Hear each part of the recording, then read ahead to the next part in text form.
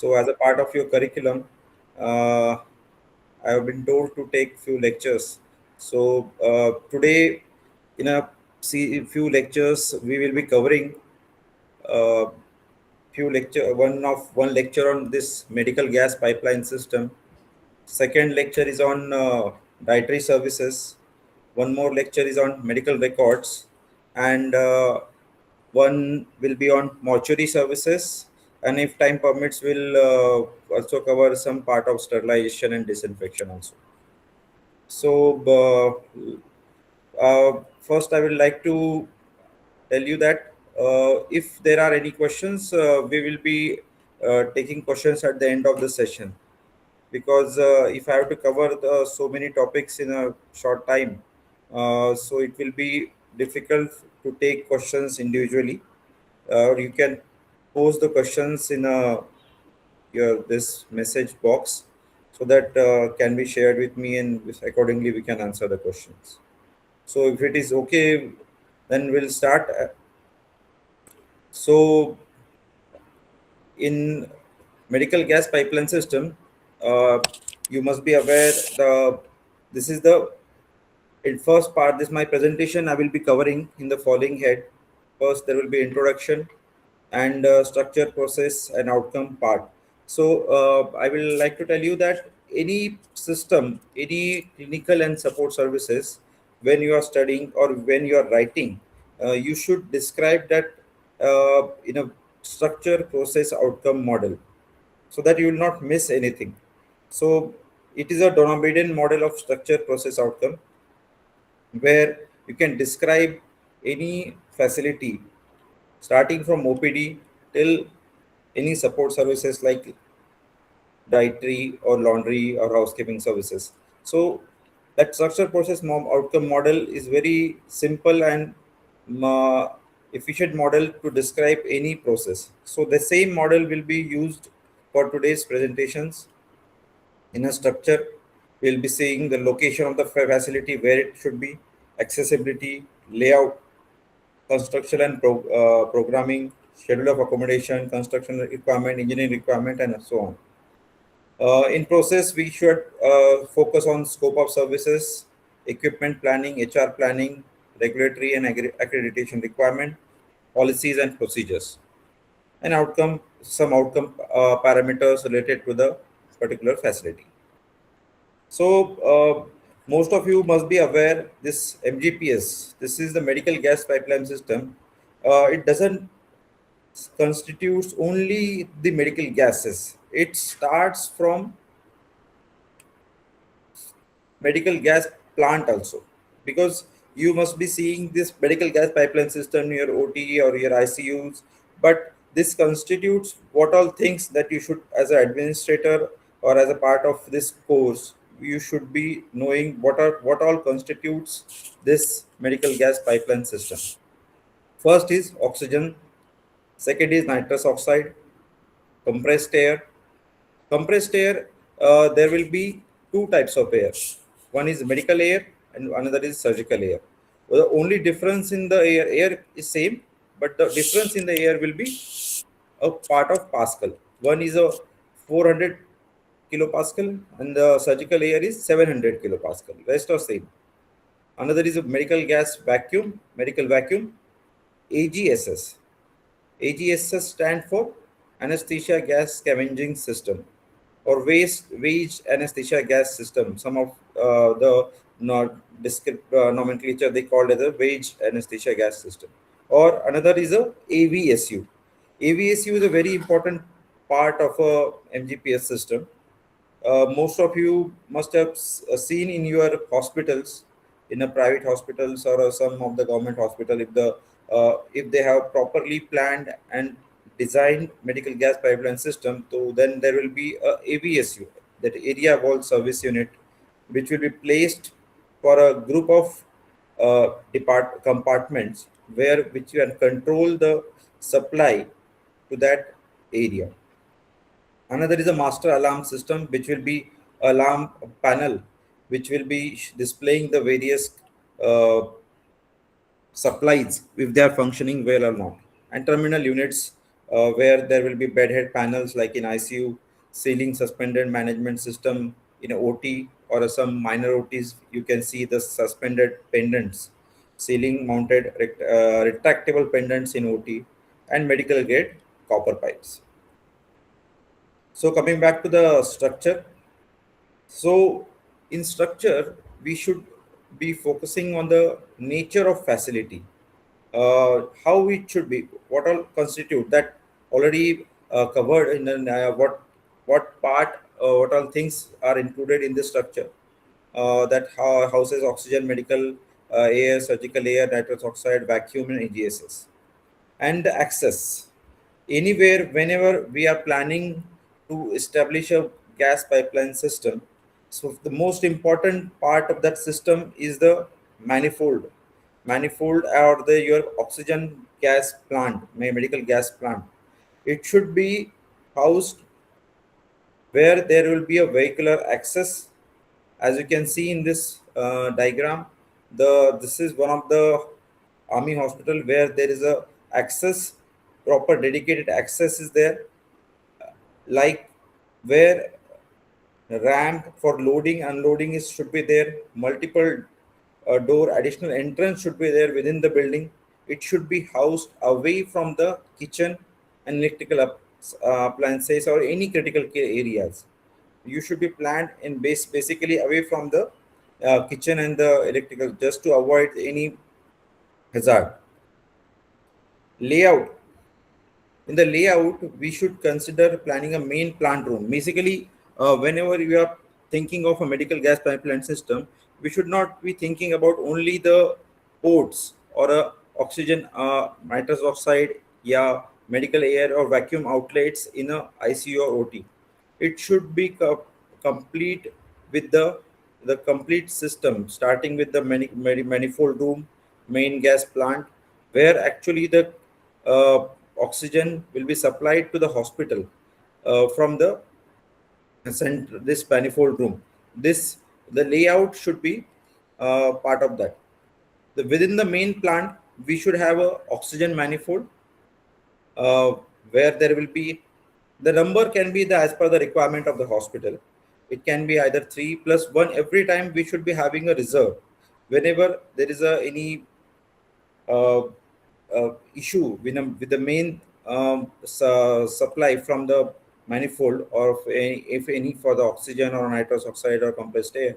So there should be a reserve system should be there, and it should be automatic switch over the system. Whenever you are planning or designing, the engineer, you should be including the part that automatic switchover has to be there when the primary system fails.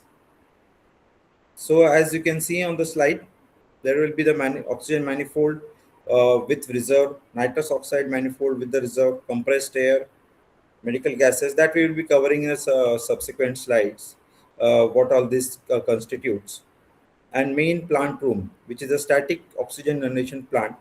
This is the generally, you must have been seeing your in hospitals. There will be the oxygen generation plant and one LMO, liquid medical oxygen plant, of a maybe of a as per the requirement. So this is one of the oxygen generation plant.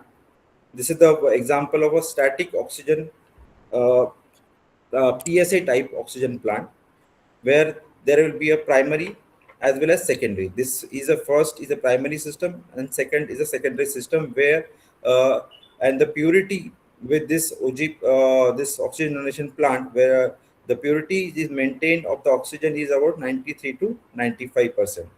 And the parts of this are the air filter first, which is the air filter, compressor, receiver, and desiccant dryer. All these are the parts of the system which should be which constitutes this OJP plant. This is the plant where the air from the outside it's sucked, it's compressed, it is stored in the this cylinder, it is processed and supplied to the various uh, hospital areas through the copper pipes.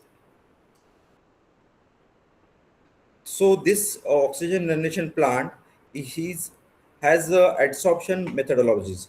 you must be seeing various types of oxygen generation plant. So while you see most of the oxygen generation plant in the mainly the during COVID time, the surge was very much, as well as currently also we are having the various type of oxygen generation plants are PSA type, that is pressure swing adsorption. These are the right side in the picture. You can see the zeolite molecular sieves.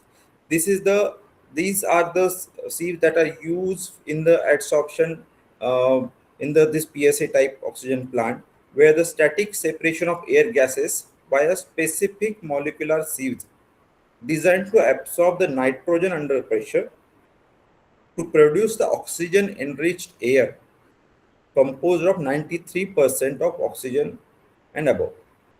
So this is a they are used in a PSA type of oxygen plant. Another type of methodology is the vacuum swing adsorption that uses a blower and a vacuum to separate atmospheric air and segregate certain gases from gaseous mixture under minimal pressure. This is one kind of technology, and another is a vacuum plus pressure.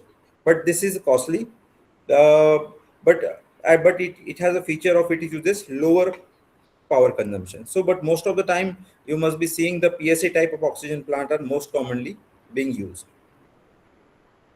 So this is one of the example of one of the hospital where this is the primary bank as of oxygen cylinder, and the secondary is the reserve bank, and with the automatic changeover panel. This is the panel which will ensure the automatic changeover happens from the primary bank to secondary bank in case of any cylinder.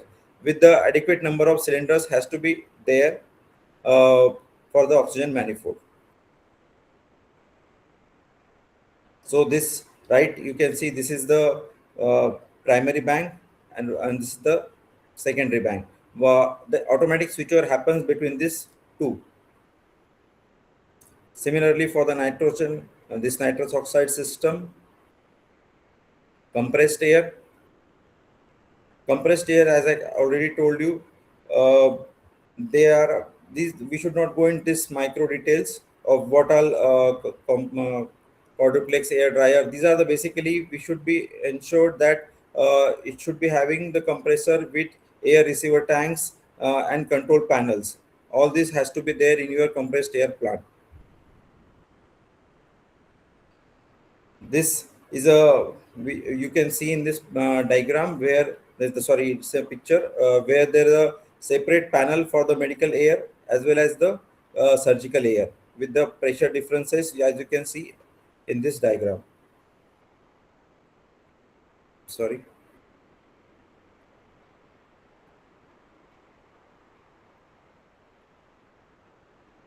So, and medical vacuum plant.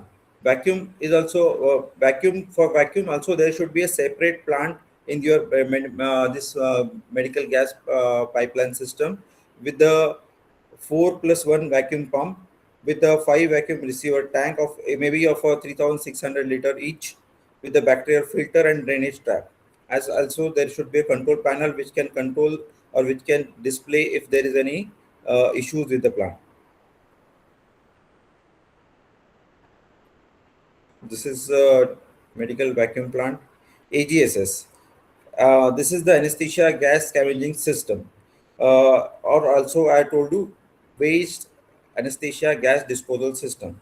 It has few pipes. Few pipes means these are the pipes which will collect these. This is the reverse kind of system which will be generally where their anesthesia in the from OT where there the anesthetic gases are used for the various procedures.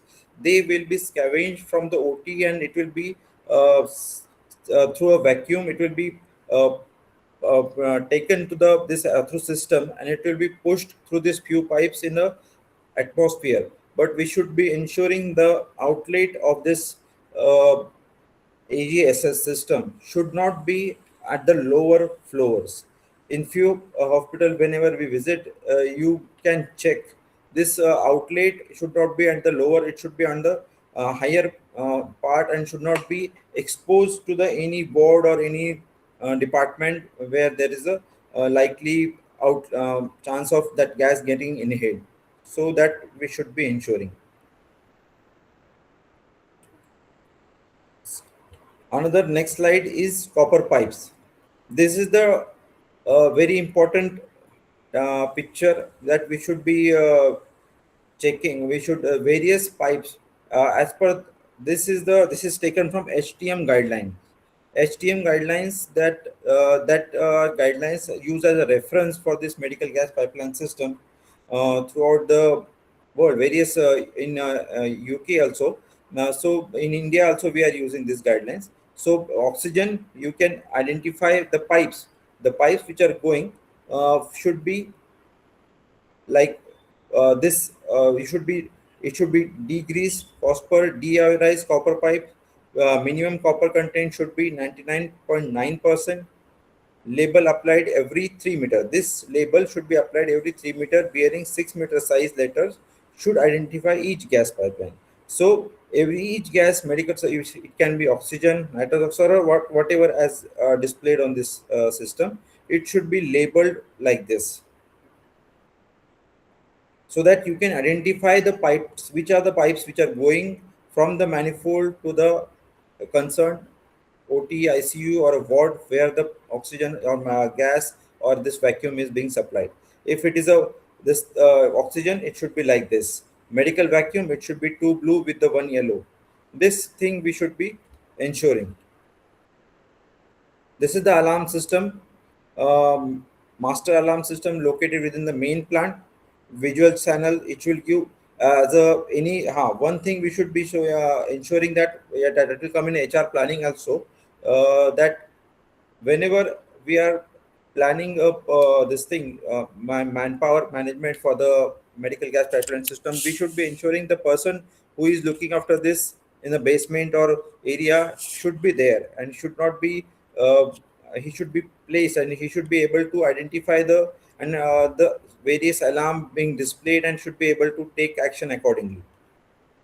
So there are various type of signals, that visual signals or audio signals or temporary muting also should be there. Alarm panel should be located within respective AVSU as well as in OTs. Like this alarm panel, which is the this alarm panel exam that which is being displayed is in main plant room. Similarly, the same alarm panel will be located in AVSU also as well as in the OTs, where you can see which all gas system is properly functioning or not, or if any dysfunction or if something happens, there should be a system which will be visible to the user of that OT or this area, so that he can take or he can inform the central control room to take action accordingly. The space planning, space programming, or in a this for the medical gas system should be like plant room. It should be this is taken from the HTM guidelines or NFS in India. This guidelines which are used in India for the planning of a medical gas pipeline system. Uh, this sorry oxygen plant be on ground floor or a basement. It can be of a 900 square meter manifold room. Total oxygen nitrous oxide compressed air of 142 square meter, and compressed air can be a 275. Total it should be 507. This is generally should be followed, or depending upon the availability, but overall should be the like this. In armed forces, we follow the scales of accommodation, where the area wise requirement or area wise planning is given for the various structures being planned in the armed forces. As already told you, the construction and engineering requirement, that we should be as an administrator, we should be checking through the engineers who are planning. uh, the location should be preferably on the ground floor. Internal walls and ceiling should be fire resistant. Smoke detector should be provided. Automatic fire suppression system should be provided with the fire extinguishers. Even if there is a automatic fire suppression system, but there should be a fire extinguishers should be available in the area. Cylinder racks, heating and ventilation, lighting should be at least 200 lux for the plant room and 150 lux for the manifold room.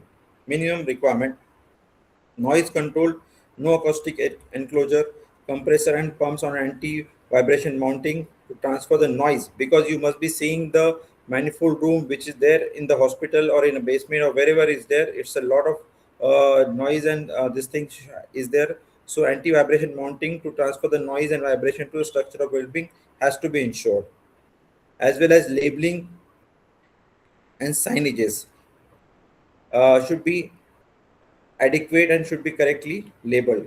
Electricity backup has to be there for the manifold, because we should not be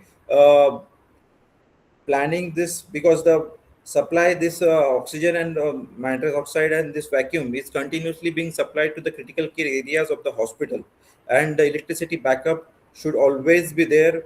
And if there is a delay, the life of the patient is at a cost. So we should be taking care of it. So, and the construction requirement, now we can see, you can see the planning. This is the three-dimensional picture now, where you can see the basement, where there is a your manifold room is being planned, nitrous oxide cylinders, oxygen cylinders, suction plan, like this, where there is, you can see the first primary bank, secondary bank, as well as reserve, and one person manning this control room, or and other part is a LMO. From this, the medical gas pipeline system, the as you can see in the left, it will go to the various departments like OT or ICU, where it can be supplied through the labeled copper wires. Various wires should be labeled. As you can see, this is the OT, and this is the pendant where it will be supplied. And this unit is in the ICU. You can see this is the bed head unit, where there will be the outlets for oxygen as well as vacuum and medical air. So this is and AVSU. I can if you can see, this is the AVSU, area wall service unit. It can be planned for one AVSU. It can be planned for one compartment of around 50-meter compartment, where one AVSU can take charge of that OT or 2-3 OTs, so that if any happens, that can be visible, or it can be controlled. If any, this thing can be controlled from the AVSU. So this was about the structure part of MGPS. Now coming back to the processes, we should be the scope of services to provide safe and effective method of delivering of medical gases, surgical air, vacuum, and AGSS by means of pipeline system.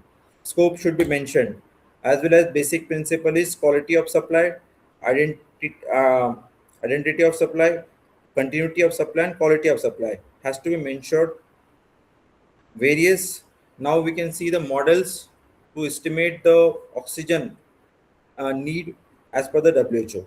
Historical, there are various kind of models: historical, facility level estimation, national level facility estimation. Basically, it is based upon the how much is the oxygen requirement for that facility. Based upon the historical oxygen use or facility level estimation, we can use the facility as per the number of beds or infrastructure or occupancy. That can be, we can identify the which model we have to use for the calculation of the oxygen demand, or this is based upon the health facility infrastructure or epidemiological requirement. So, for example, if it is your hospital has number of bed of 1024 beds, and critical beds are 52, and the flow rate for this is 0.75, and for the critical, generally for the standard beds, the flow rate requirement is 0.75, and critical beds is 100, 10. So total amount of oxygen required will be 1348 LPM, liters per minute.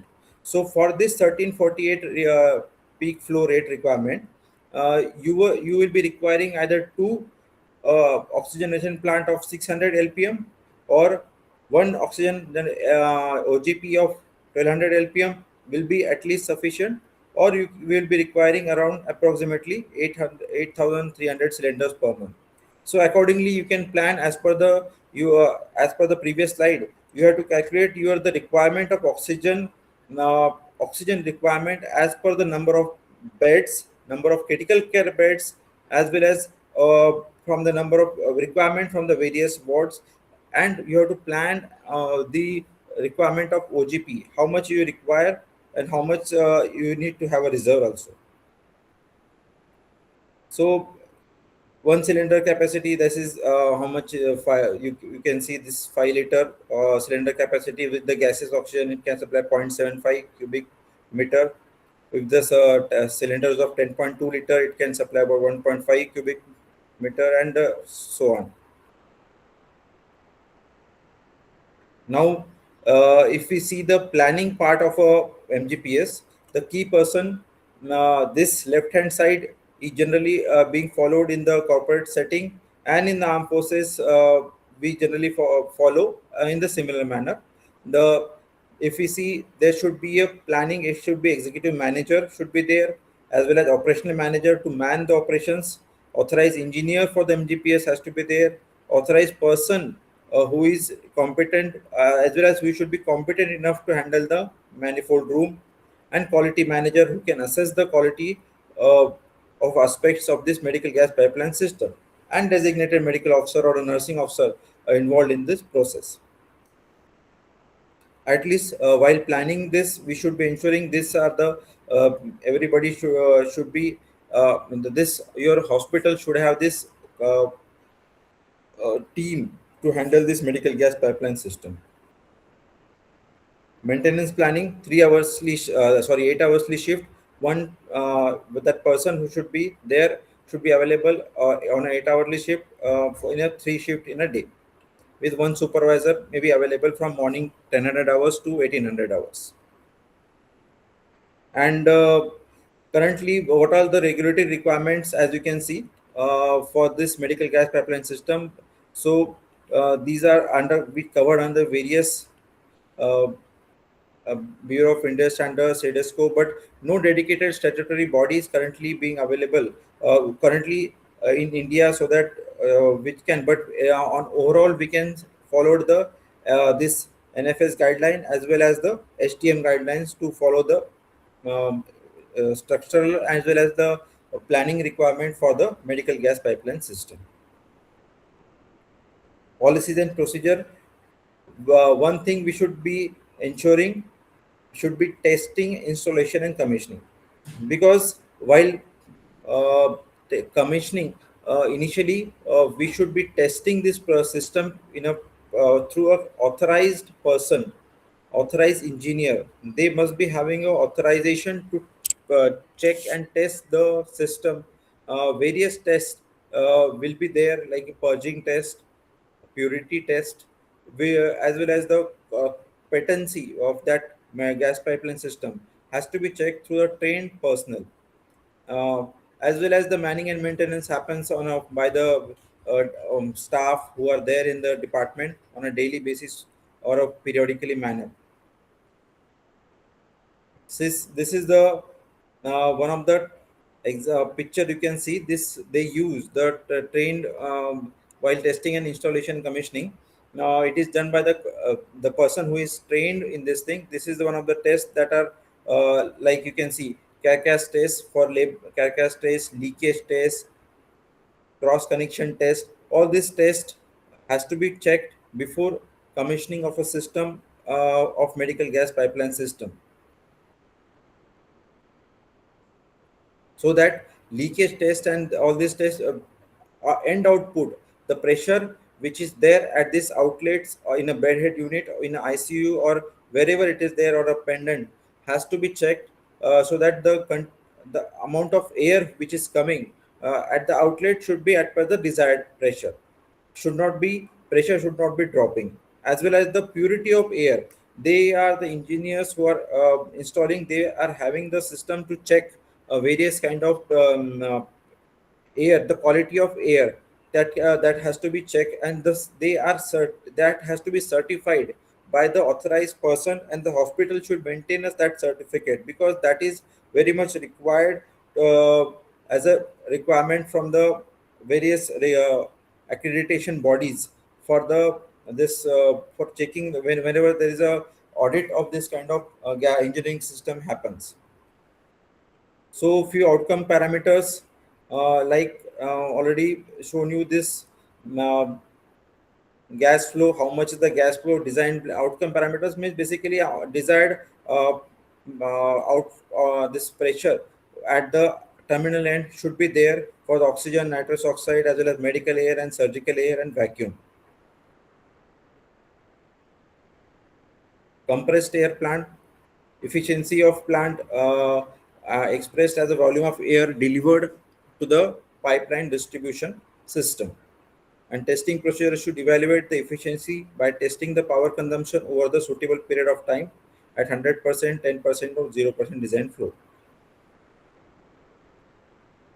So at the end of this part of MGPS, conclusion is that MGPS is installed to provide safe, convenient, and cost-effective system for a provision of medical gases to clinical and nursing staff at the point of use. Point of use, like where actually they will be using in for the critical patients. Reduces the problem associated with the use of gas cylinders because the gas cylinders are difficult to shift and all these issues, so that the gas pipeline system is should be adequately designed. Adequate and knowledgeable infrastructure and data is required for installing the fresh.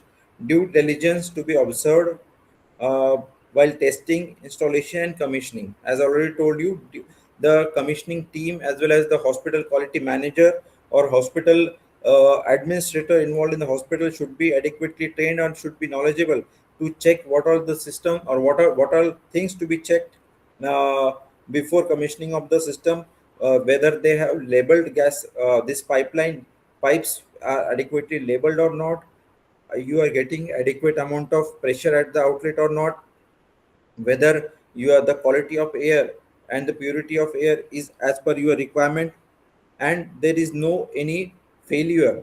You should be checking the system for some time, and the automatic switchover is there or not, and all these things should be as per the checklist. You should make the checklist and should be for proper checks, periodic checks has to be continued, and existing alternative should be kept in mind, like if there's some system is failed, you should be having some backup. So this is all about the medical gas pipeline system, and these are the few references. As you can see, you will be I will be sharing this presentation with you also, so you can take this way. You can read this HTM guidelines part A and part B, because we can't cover the this many parts of medical gas pipeline system. But if you see the HTM part A, which will cover about the design, installation, and validation verification, as well as part B will cover for the operational management.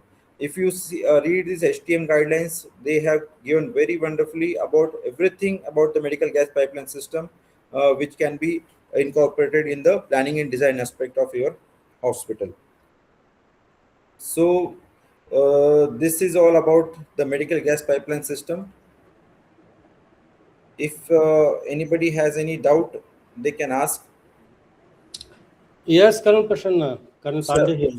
sir, Actually, while establishing LMO plant at our hospital, we have to sir, take license from the PESO, that is Petroleum and Explosive Safety Organizations, sir. that act mandates to have a license for that. And we had done it also in our place, that's why I'm telling you. And in the press it says when you require a MGPS plant, it says if you are having either 200 beds or oxygen consumption is 10,000 liters per week. So is that correct, or it should be modified there? So, sir, it can be modified also, but if it is as per your requirement of the hospital, it is you have to first identify the how much is your hospital consumption. It Yeah. is not per se ki if you want LMO, but particularly they are asking for LMO, na sir? Uh, yes, LMO. No. There are two subjects: MGPS, and PESO. I said for LMO, but that is for MGPS when you require it. They say if you are having 200 beds or per week consumption of oxygen goes beyond 10,000 liters per week. Okay. In that case, you should have a MGPS system. No, nothing, nothing like that, sir. It's So basically you should, that's why I told you, yeah, within the 100 beds, we are having the MGPS systems. yes, sir. For 100 beds you can have, and it is hospital, this thing generally we should not be holding this cylinder old concept of having cylinders in ICUs and wards. So Yeah, for yeah, the, quite right, quite right. sir, Or anesthesia gas scavenging system. I, being the surgeon, have borne the, in fact, the brunt of that. Surgeons and anesthesiologists. sir, So for those who are not familiar with the hospital working, they should know why it is required. Anesthesia gas scavenging system, yes, yes, and what all gases are there which are which can harm the body if somebody working inside the operation theater. yes, One yes, is the nitrous oxide, which we gave to anesthetize the yes, patient. If the numbers are in the quantity is more, then surgeon and anesthesiologist themselves they will get anesthetized. And exactly, sir, earlier we used to use halothane, which was the the hepatotoxic yes, sir, vaporizers.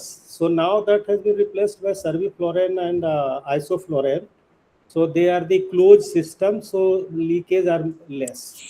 So these are exactly, the anesthetic gases which has to be scavenged out of the operation theater. In fact, I have seen that MGPS plant very closely where all those scavengers are there, or the you mean suction vacuum, वगैरह, everything is there.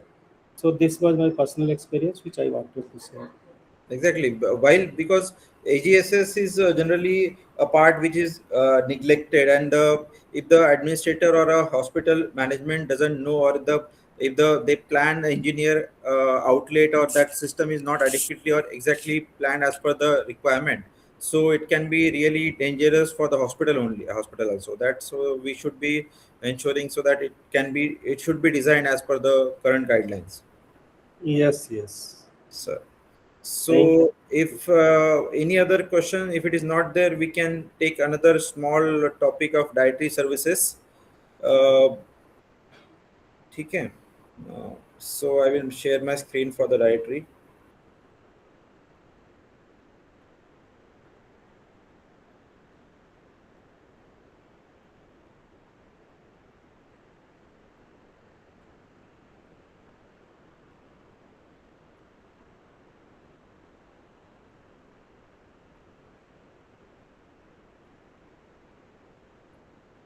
Dietary services. Can you see my screen, sir? Seen, yes. Now, same as I already told you. As as a like donomedian model, every support services or the clinical services will be covering in a structured process and outcome part. So I have covered this dietary services in a small presentation of only Java, not many slides. Only as a part of administration, we should be worried about dietary services is like how it is planned in a structure, process, and outcome part. Structurally, what all things as a hospital dietary department, or in a corporate, it can be called as a F&B or food and beverages or a catering unit. So uh, it all the process structure, process and outcome, so it should be such that the patient should be getting required, and what the food is being supplied or diet that is being supplied to the patient should be uh, as per the requirement by the dietitian, or as per the requirement projected by the clinicians, and it should be supplied in a manner so that the patient, because the dietary services, as you can see, forms one of the important part of the patient satisfaction aspect of a hospital. As a if the patients are getting, or they are getting and they're also part of their uh, this recovery. If the hospital is the patients are getting the diet as desired by the therapeutic diets that are desired or are prescribed by the dietitian or a treating physician or surgeon, so if they are supplied in a proper timely manner, in a safe and hygienic manner, then only the patient's recovery or their prognosis will be better. So coming to the dietary services, serving patient, outpatient, ambulatory patient, and staff with the menus planned around the clinical conditions and personal preferences and religious and cultural needs. Also, this part, religious and cultural needs, should be taken by the dietary department, and the therapeutic diets support early recovery and patient satisfaction, which I already told you. So, why dietary services matters? Because vulnerable patients, therapeutic loads, and inclusive. The because vulnerable patient, all hospital these are having immunocompromised patients, which are medically ill and very young patients, and more susceptible. Basically, they are susceptible for the infection. So the hospital dietary services should be planned or should be working in a proper manner, so that the proper diet should be given to the patient. In a therapeutic diet, where various, you must be aware, various kind of therapeutic right diet advised by the patient is an integral part of healing and recovery. For various diet like diabetic diet, this as well as for the renal diet, as well as other TB diet or high protein diet, various kind of diets which are planned, and they of if particularly patient are allergic to particular, this thing has to be taken care by the various as per the way round conducted by the dietitian, uh, should be planned accordingly, and that should be a part of dietary services. The in charge of the dietary services should be ensuring that the therapeutic diet as well as various kind of diets are delivered to the patient in a manner, which has to be in a manner which is as per their protocol or their scope of services. So, this is the quality framework of the Donabedian model. As already told you, in the structure part, process and outcome. Structure part will be for the dietary services. We should be seeing the physical design, how the physical design of a dietary services should be there, so that the design should follow. It should be unidirectional flow. Mainly the design part, we should be thinking. We should be planning in such a manner that your the dietary department or kitchen, central kitchen, it should be designed in such a way that from the reception, when the food is being served from the reception preparation area, as well as uh, cleaning and disposal area, so it should be planned in such a manner that unidirectional flow is maintained, and the no any unhygienic or a unclean area should not be cross matching. So that's like you see in a CSSD or any sterile area. The unidirectional flow similarly has to be maintained in the dietary department also. We should not be, even though it's a support services, but the facility design has to be as to maintain the unidirectional flow, as well as staffing and equipment should be as per the requirement. Processes, all the processes, procedures, hand hygiene or the hygiene and food handling practices should be followed in a process part. Anybody a mic is on? Okay. Then coming back to the outcome part, outcome, we can see outcome in patient, particularly outcome related to dietary services, main are the patient satisfaction, food safety, and service matrices. So, coming back to the structural part of this dietary services, should be located location. In a structured part, we should be we should be worried about this location, zoning, and space requirement. Location, if we consider the location of a dietary services, it should be on the ground floor with a vehicular access for the deliveries of supplies which are coming for the kitchen. Position to prevent the heat and odors from the reaching higher population areas. Never under the wards के नीचे नहीं होना चाहिए, so that directly the patient, so its wards should be on the other part, and the kitchen can be on the other area of the hospital, so that it can be transferred from that area to the wards on the various patient care areas. Zoning, unidirectional flow has to be maintained. Like I told you, first there should be receipt, then storage, preparation, cooking, plating. Plating means where the food prepared is plated as per the hospital policy. They can be plated as per whatever hospital policy, and then delivering in the that trolley where the temperature of the food is maintained, cart, return, and dishwashing. All this has to be unidirectional flow. Where the zoning, you can hospital can zone into the red, yellow, green zone as per the hospital policy, but the clean area, dirty area, and this area basically it had to be segregated. Zoning mainly like a zoning as we follow in the OT also similarly can be followed in OT is for the sterile area, like in clean for similarly the clean area and unhygienic area, like we can segregate in the dietary services. And space requirement, it can be as per the Indian conditions. We can have the central kitchen or a dietary services about uh, 10 to 15 square feet per bed, or 50 square feet per bed for 50 to 50 bedded hospital, or 15 square feet per bed for 500 bedded hospital.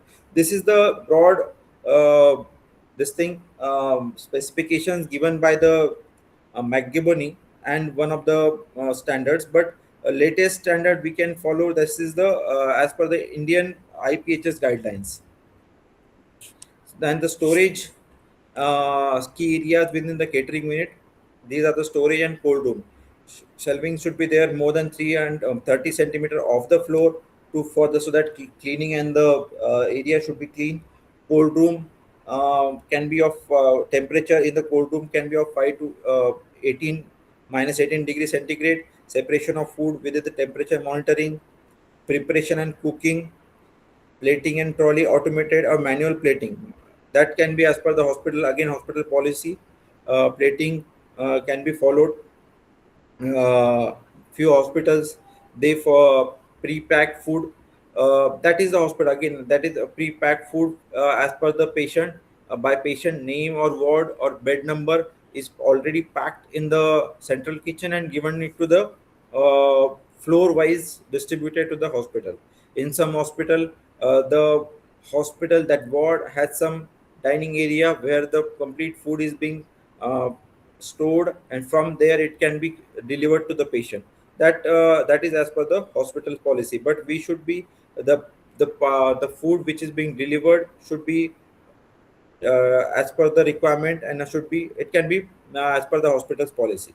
Preparation and cooking, servery and dining, addition to the staff dining minimum 1.25 square meter per person, and staggered dining acceptable. Matlab, that can be, we can plan the dining as per the requirement of the patient. Those who are the patient who can walk and have they can be having dining in the dining area, and other patient can be served food bedside.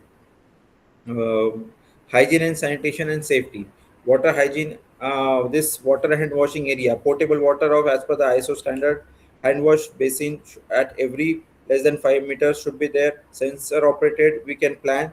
Hands free with soap and water in the kitchen. Hand washing area has to be there clean. Water and sewage waste should be separated from the delivery bay. Sealed bin should be there. Rodent proof measures and adequate proper sewage disposal system should be there. Must not contaminate the water area, this water supply area. And about in the structural part, this we should also consider about the finishes and surfaces. Smooth impervious material like granite or stainless steel or vinyl can be used. Non-skid floors will be better because the so that to avoid any hazard. Sealed ceiling wall junction, epoxy coated wall can be. It's that these are desired, but at least we should be ensuring it should be impervious material should be there in the flooring. So coming to the staffing requirement, it should be headed by the qualified professional in a hospital. It can be with the with the head, one head as a proper as a head of a dietary services, plus one minimum dietitian as per the current existing guideline, as I can remember, there are around for the uh, one dietitian is required for around 200 to 250 beds. So one dietitian is in a requirement minimum, so that if the hospital is 500 bedded, so you should have a minimum two dietitian, so that adequately that dietitian can cover the patient as per your bed occupancy.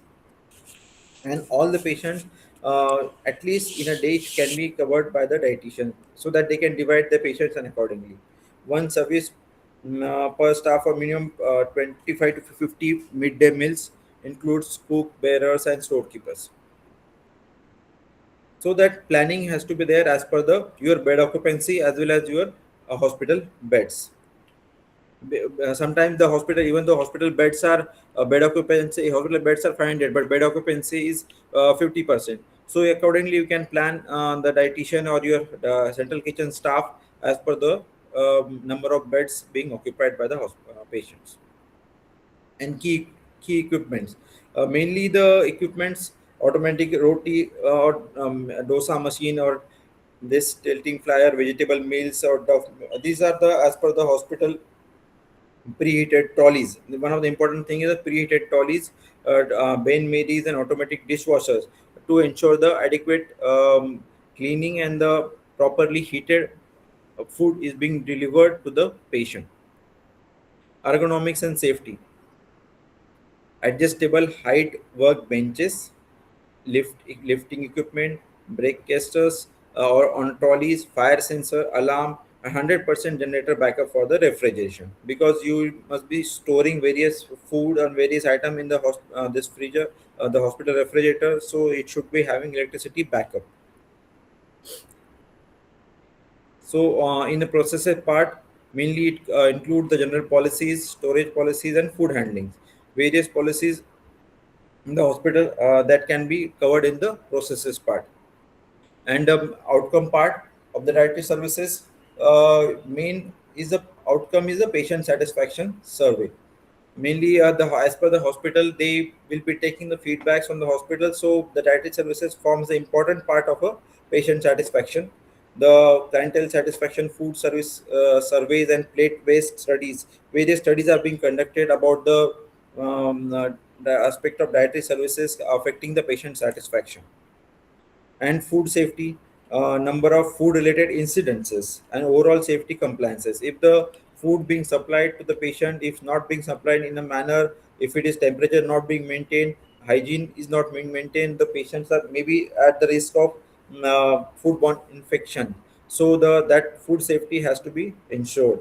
And timely delivery, that is also a part of clientele satisfaction, because as per the hospital policy, if the food is being delivered like morning breakfast, lunch, evening tea, or this thing snacks, or dinner time, the food is being delivered, and that is the responsibility of the dietary department or a central kitchen. If the food is being delivered in a timely manner, the hospital, this patient satisfaction will be better. And this is one of the important outcome parameter of the dietary department. And waste and accuracy, number of food being waste, the number of food wasted from the dietary department is also one of the outcome indicator that we as an administrator we can check, and we can audit if the food being stored and wasted, the percentage is more, than some corrective action should be carried out. Diet and distribution errors and special diet preparation rates, that can be one of the indicators to assess the dietary department. So mainly overall we have covered the dietary department in the structure, process, and outcome parts.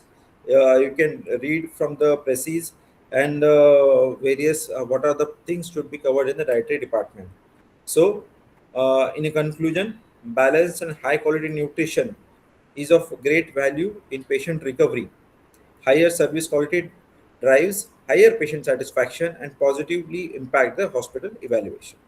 So quality of food, safe delivery, and these are measurable outcomes of the dietary department.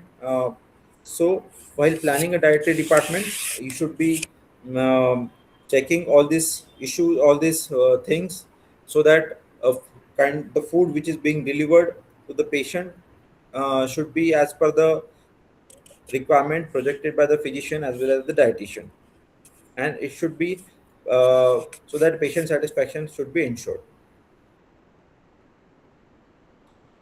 So this is all about, because uh, this every department or support services can be covered uh, very detailed, but being because of shortage of time, I'm just covering the superficial aspects. uh, If any doubts or any issue with that, can be covered in your discussion part also. So any doubt you can ask.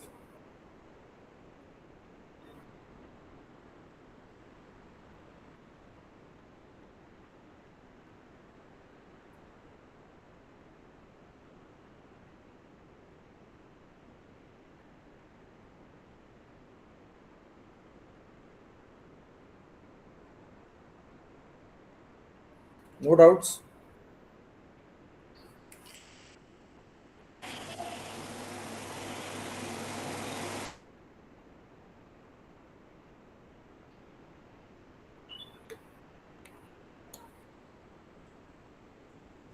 Now we can take a next lecture. If you want a 5 minutes break, we can take a break of 2 to 3 minutes, and then we can start next topic of medical records. Yes, sir. Yes, sir. Okay.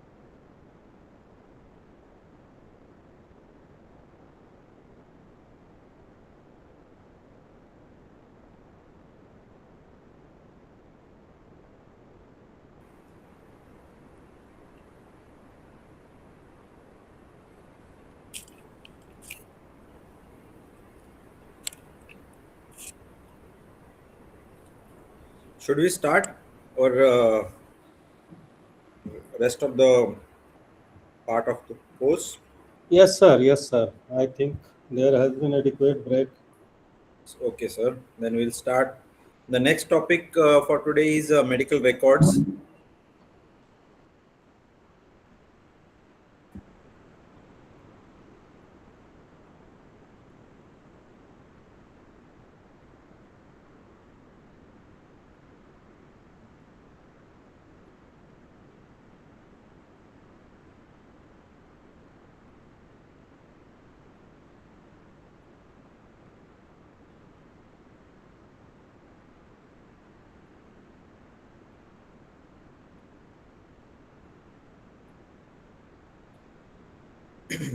So, about medical records, the the scheme of presentation will be few history about records, medical records, how and why the record was being stored, and which all committees in the you must have read in the PSM while studying the community medicine.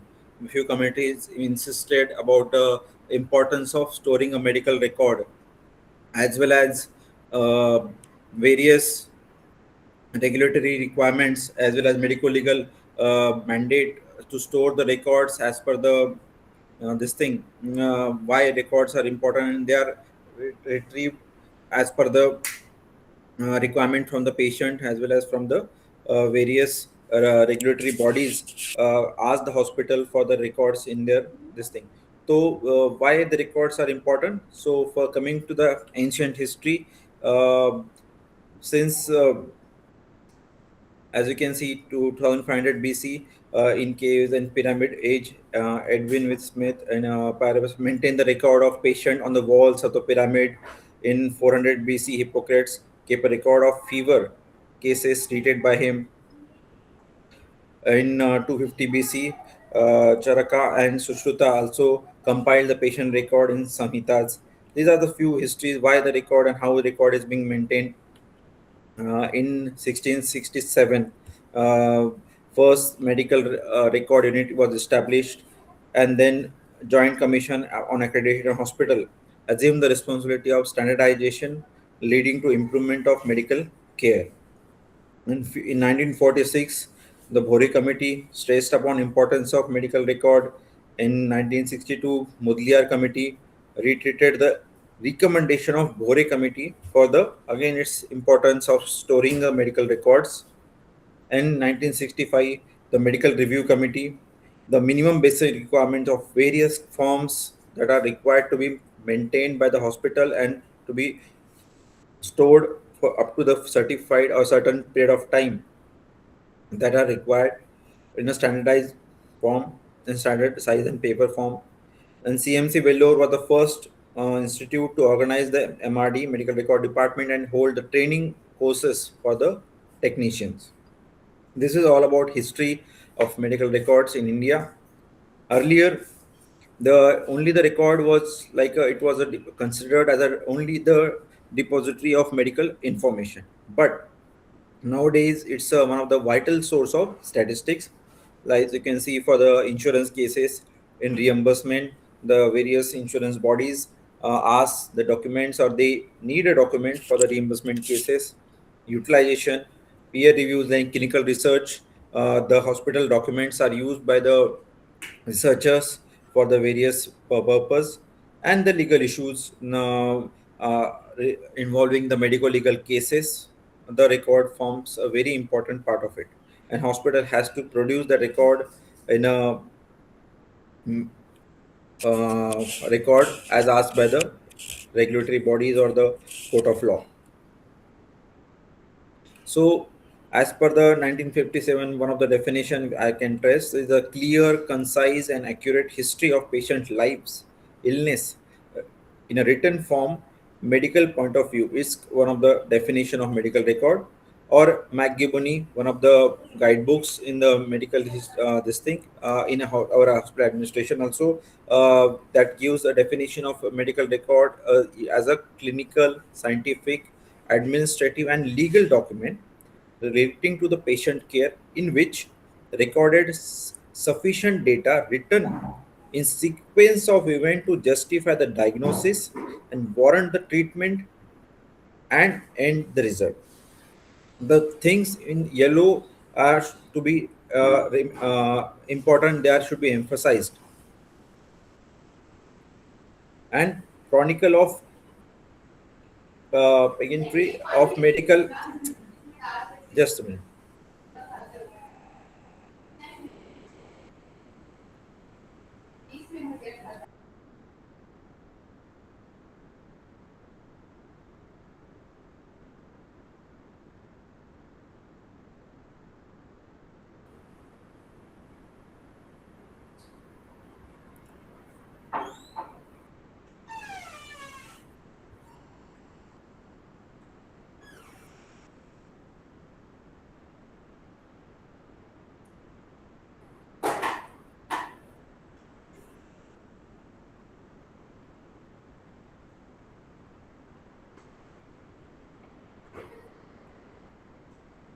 So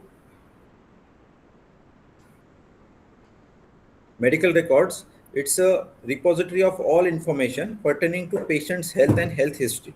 Mainly the information is on information on patient and social data and history of his or her illness, alignment or ailment, and clinical finding, notes, investigation, various tests results, diseases and their diagnosis, treatment, therapies and prognosis, and follow-up cases and discharge status. All this constitute a complete medical case sheet of any patient, that constitutes a total medical record of a patient.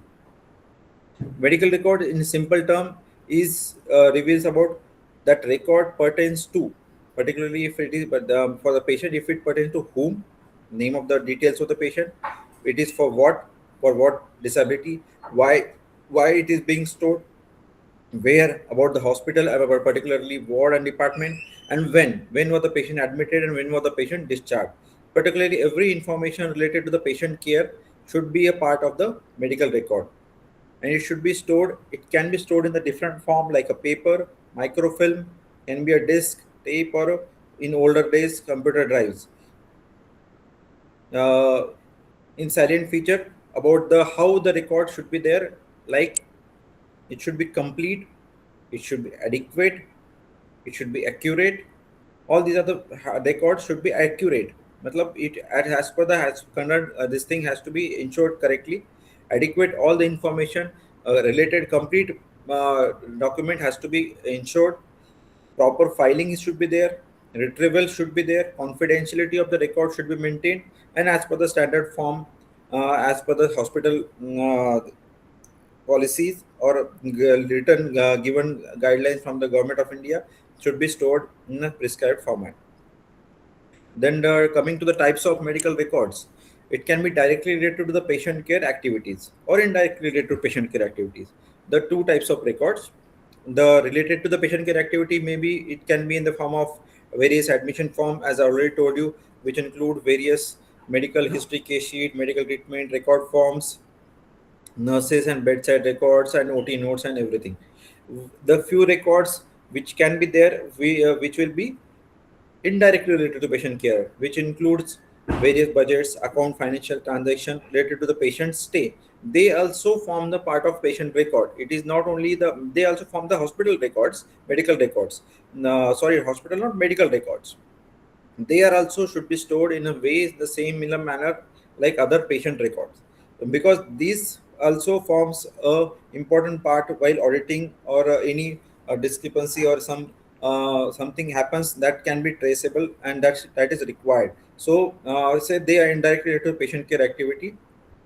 And DGHS, in the recent survey, I will share you the one of the guideline, one of the DGHS hospital guidelines on a medical records of a year latest 2025.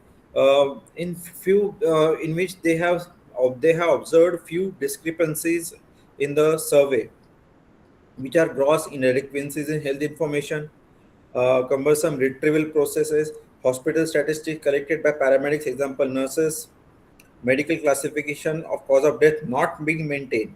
Because this is one of the thing which um, I was a part of this one of the central uh, registrar general of India, which is in Delhi, uh, where we attended one of the meeting. The cause of death certificate was not maintained properly. In any, they are writing cause of death as a CPR, cardio. Sorry, not CPR. It's a cardiopulmonary arrest.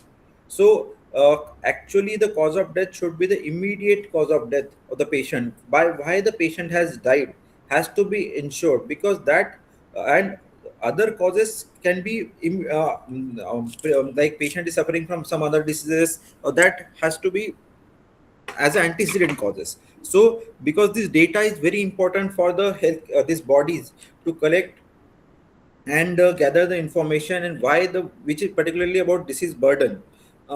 If the cause of death certificate is not filled properly by the treating doctor or a medical officer who is filling that death certificate, if he is writing just cardiopulmonary arrest for every cases, the patient who is dying will be the death will be due to the cardiopulmonary arrest, but the immediate cause of death uh, it will be different. It not be cardiopulmonary arrest. It has to be entered correctly.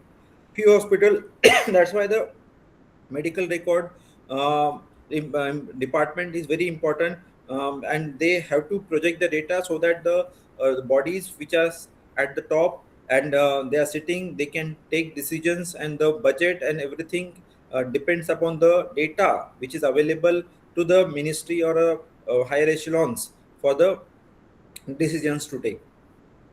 Fewer hospital reports data to state authorities. Few hospital मतलब basically all hospital has to report data to the as per the channel of reporting to the their health authorities in a timely manner, and no proper maintenance of health statistic at state and national level. These are the few observations by DGHS. They showed ki has to be improved. So, few importance why the data is important. Why data is because the data is not only important for the patient, but it is important it is for the patient. It is important for the physician as well as for administrator, education point of view, training point of view, clinical research as well as legal aspect. So each one we will cover in a subsequent slide. Why the and how the hospital record or a medical data is important for the patients. How it is important to assess the continuity of care and info, avoid omission, repetition, or duplication of investigation, evidence to support and refute the medical legal questions, document the story of patient, and disability entitlement. All these things pertaining to the patient, and how it is important for the physician, assurance of adequacy and quality and continuity of care, communication of for the medical team, uh, practice of scientific medicine, whether they are following the as per the existing standard treatment guidelines of the hospital, as well as for the current practices, help self evaluation of medical care, study and research, and protect from the legal suits. Because if they are following as the doctors or physician, if they are following and they are writing it in a case sheet, if everything is documented as per the current guidelines or current practices which are being followed by their peers, or we are being followed by the other medical practitioners in a community, and if it is for properly documented in the case sheet, so they are protected from the legal suits. Every time wherever the doctor is entering, has to be they have to be basically they have to follow all the guidelines, like standard case sheet audit which we conduct, every hospital conducts as per the NABH or NQAS. This thing the hospital audit team should check whether the documents are being complete in all aspect or not. And importance from hospital point of view, the documentation as evidence from the evaluation of medical or nursing care, hospital stats, helps the management in admission control, planning and allocation of resources, training and research, and laws of torts. Uh, Scope and importance for public health authorities. This data is important to assess the mortality and morbidity profile of the community, institutional of prevention and social measures, early warning of incidences of communicable diseases, and evaluation of health programs. And on the basis of data which is projected to the public health authorities by the hospitals through the various their health bodies, as well as for the medical education and research. To assist the driving conclusions, and investigation team aids the informal education and form the basis of clinical research. Few pictures about previously data being stored in files and old, because over the period of time these papers get soiled, and the data could not be retrieved. The main purpose of data is that data should be retrieved whenever there is required, and if the data is stored in the manner that it can't be retrieved. So that's why the currently the need of era is a digital health record or digital record. Data can be stored for the longer time, rather than keeping in a hard copy or a hard this format in on a paper. It can be stored on a digital platform. Every time whenever in some old hospital or some medical record department visit the data, but currently that's why the need of digital record is emerging. So the if we see the say, medical record department, should be the organization is like central or admission office, ward and nursing unit, and central record office, CRO. So admission office, the physical facility, it can be located. The area should be approximately 125 square feet to 175 square feet, and it should be located near OPD or casualty as far as possible, because the data is generated in the hospital at and data is generated at admission center. Then it is comes to the medical record office, and then it will be stored at the respective storage area. The flow of medical record department will come to you. I will show it to you in the subsequent slides. The space requirement is like this. The office can be of 1.25 square meter per bed of the hospital, and filing space. It can be indoor as well as outdoor.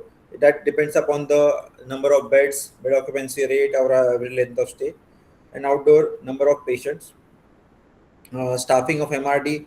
Uh, this is taken from the as a work order COPP on the basis of total annual discharges, including total number of strength of class 5 staff, class 4 staff. Medical record officer should be there.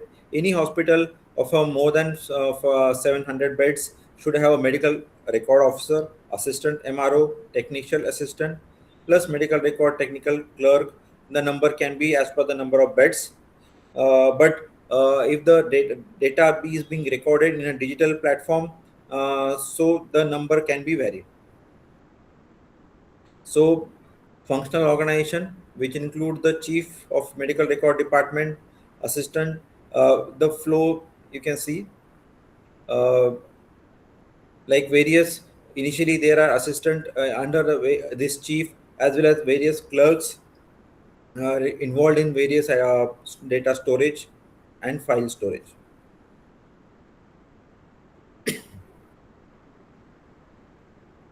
What are the responsibilities of medical record department, which include designing of hospital form, admission registration, maintaining a census, checking and verification correctness of every record for its inaccuracy, incompleteness, coding and indexing, filing and recording to the predetermined system, compiling hospital and diagnostic statistics, and generating reports for administrator, management, and audit committees.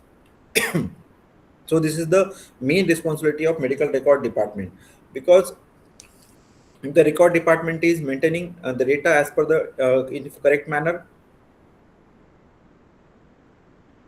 so the administration can use that record for the purpose and resource allocation accordingly.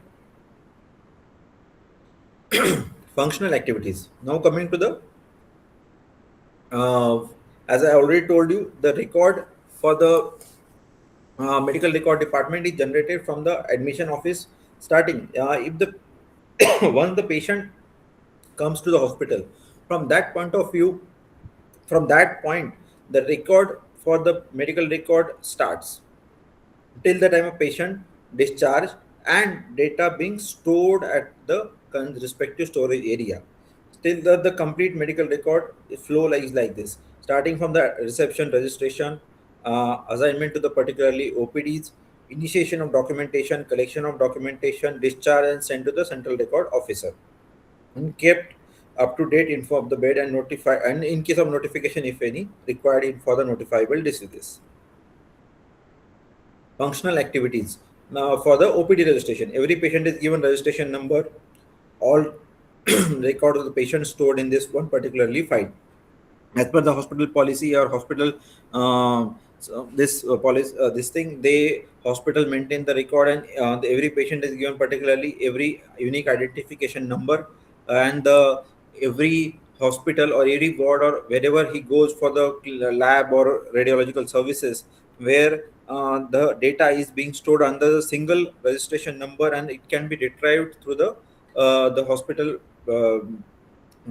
this hospital, this record, this software or server, where the any clinician can want to assess the particularly any lab report or any radiological report the patient can be accessed through the particularly that registration number. Functional activities under the wards and nursing, where the wards and nursing, the data will be stored in the form of the history, examination, diagnosis, and all this investigation and discharge notes. At the central, what happens at the central record office, till the time we have seen the record being generated from the admission cell and then wards and nursing unit. Now once the record and patient discharges, and then the data comes to the central record office, where there will be assembling, checking, analyzing, reporting, and filing and storage. All these are the sequence of events which are happening at the central record office and should be ensured by the hospital administration to so that the record is properly maintained till the time of storage, and as per the and retained till the whatever prescribed time period as given by the government of India and extent guidelines.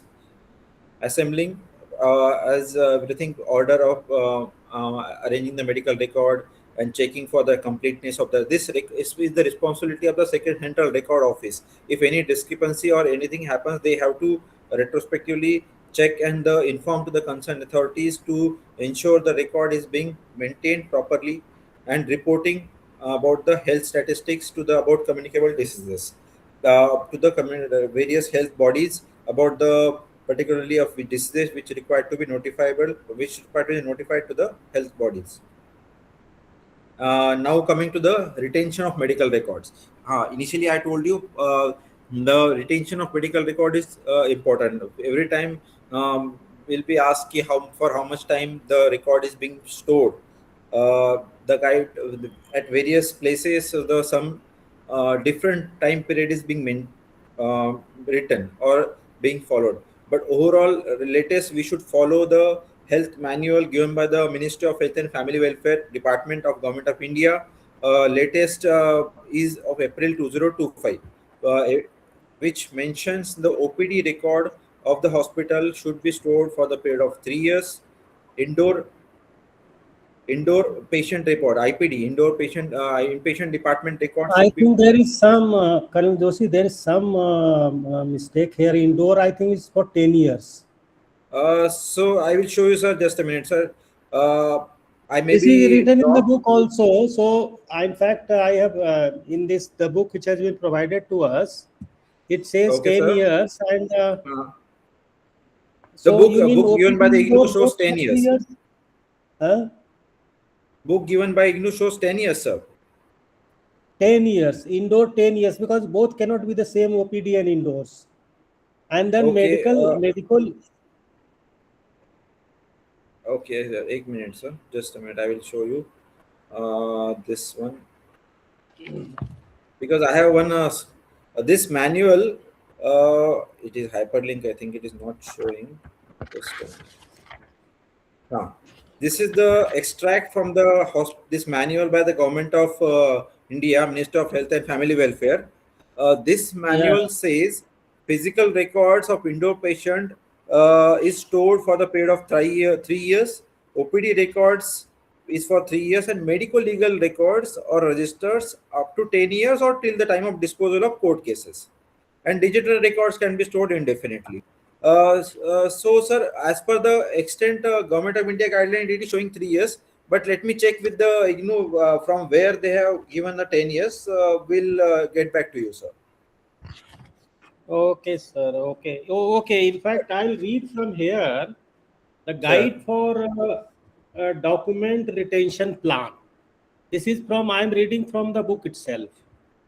okay, It sir. said the OP records, if hospital choose to maintain, is 5 years, indoor records is 10 years, medical legal records is permanently 10 years or till the case is disposed of in the court of law, whichever is later. Whichever is the letter, yes, sir. Either permanently or 10 years. If the 10 case years. is finalized by 10 years, then it's because as an administrator, I am facing, still facing all these problems. Exactly, Someone with sir. something, Because every time the hospital faces this, for how much period they should store, and exactly the issue is like everywhere the information written is something different, and the bodies who are coming yeah, for the checking or any BH or I NPAS, am telling you the page number also 141 of this MHH13 volume 1, support and any utility reference, service. any reference given there, sir. No, usually they don't. The reference actually they write in the email, but what sort of reference they have written? If I'll find, if it is there, then I'll communicate with you. Okay, sir. Till the time, because I have one reference of this hospital manual, which is Government of India, Minister of Healthcare, DGHS. Because Hmm. generally we should follow the DGHS, and this is not a older. This is April 2025 manual. So let's see, sir. Once I will, once we are meeting on Tuesday, there's a meeting of IGNOU. So that time we'll clarify with the central Yeah, this. because there was a question in the pre-test, na, and on the Yeah. basis of this book only, I have written indoor 10 years. Okay, sir. So from your account, it will be wrong. Not an issue, sir. That was just a pre-test. Basically, the thing this to trigger the every student or any learner to check as Yeah, per the yeah. extent. Usually, when I come for this class, I give a reading of this, what is there with the IGNOU books. Sir. Hmm. Right, sir. Then, if we continue, if you continue for this is the mainly the indoor records which will be maintained as per the period of retention. So I already told you the full flow chart of medical record starting from the entrance till the time of patient being discharged, and then the further filing and reporting and analyzing the records and retrieval of record as per the requirement from the various bodies. Entrance registration either from the reception, or if the patient will go to OPD or it will go to casualty, then the patient central admission office, then unit and ward data will be stored, then assembling the of a record, complete central record control desk, indexing, filing, storage, and that record can be used for various analysis and further reporting to the health bodies. This is the flow chart. Now the ownership of a record, it's a property of the hospital. It is not for the patient or clinical or clinician. It is a property of hospital. It has access to the doctor, and personal documents of the patients, relative personal document, relatives for the required for the insurance agencies, court of law, or a police, or some impersonal documents can be used for the research purpose or public health bodies. Now the legal aspects, property of a hospital, it is not of patient or a doctor, it's a property of a hospital. And it's a personal document of the patient. It should be kept confidential, and privileged communication must not be released without patient's consent. So, some legal aspects about medical record that we should be taking. We should be knowing that who can where we can divulge this information if asked by the patient. Patient while discharged, we can divulge the or patient, because generally you must be seeing while the patient is being discharged, he is given the discharge summary, brief summary of the patient along with the discharge. Rest of the documents are kept with the hospital. Relatives, no written information is given. Press, no other than by the administrator or hospital. This thing will, if required or if anything happens, they can communicate with the press, but no other than the hospital administrator. Insurance agencies, even without consent of the patient, to dispose of the claim arising from the insurance policies, because the insurance agencies, they need this medical document for their reimbursement of purposes or other purpose. Police and court of law, in case of medical legal cases, it is allowed to record the patient statement without prior certification by the MO.